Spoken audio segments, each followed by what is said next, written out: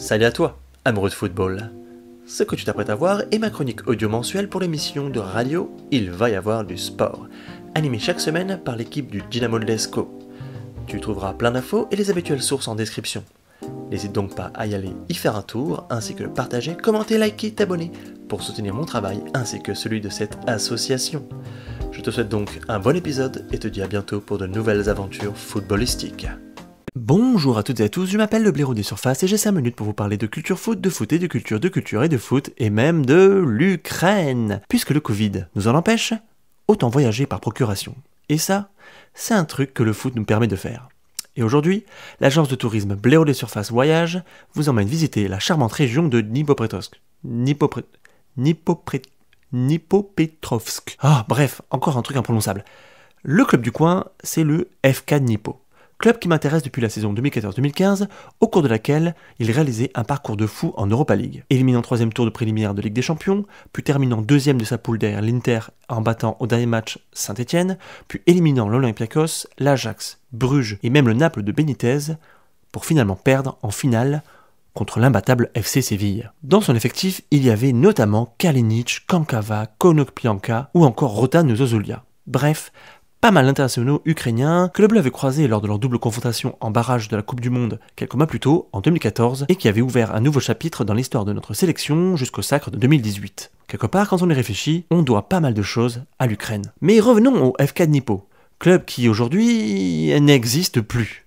Ouais, en 2019, le club meurt tout simplement après une relégation en 3e division. Comment est-ce que cela a pu arriver? La réponse, c'est que le milliardaire qui possédait le club l'a géré comme un pied, bien entendu. Quand on parle de monsieur Kolomoïski, puisque c'est le nom de l'assassin dans ce crime, on parle d'une sorte de Roman Abramovitch ukrainien, avec tous les clichés qui vont avec.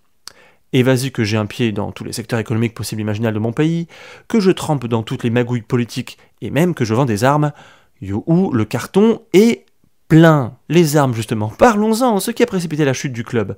C'est le conflit ukrainien. Vous savez, ce conflit pas encore terminé, mais que l'on ignore complètement ici, alors que c'est à 2 pas de la France. D'ailleurs, je vous conseille de regarder les vidéos du Grand JD et de Simon Puech sur YouTube, c'est très intéressant. Un conflit donc dans lequel le fameux milliardaire a de sa poche armé des milices, notamment composées du trait du club, pour lutter contre les séparatistes. Cela a bien entendu fragilisé la situation du club, portant un coup très dur aux finances de notre milliardaire, qui d'ailleurs en a profité pour très mal gérer les départs des joueurs de l'épopée européenne, par exemple Konoplyanka, qui part gratuit pour FC Séville. C'est quand même marrant de voir que le FC Séville serait un petit peu responsable, sans le vouloir, de la fin du club, enfin bon, ou encore Kalinic, vendu seulement 5 millions pour la Fiorentina, ce qui était loin de renflouer les caisses du club. Un nouveau club est créé sur les ruines de l'ancien, le SK Dnipro 1 en 2017. Il récupère l'intégralité des structures du Dnipro, son stade, et quelques anciens joueurs du club se chargent de faire rapidement monter le SK Dnipro de la 3e division à la 1re, où il évolue actuellement. Vous irez d'ailleurs voir sur internet le nouvel emblème du club, qui est à se crever les yeux avec les crampons de Cantona,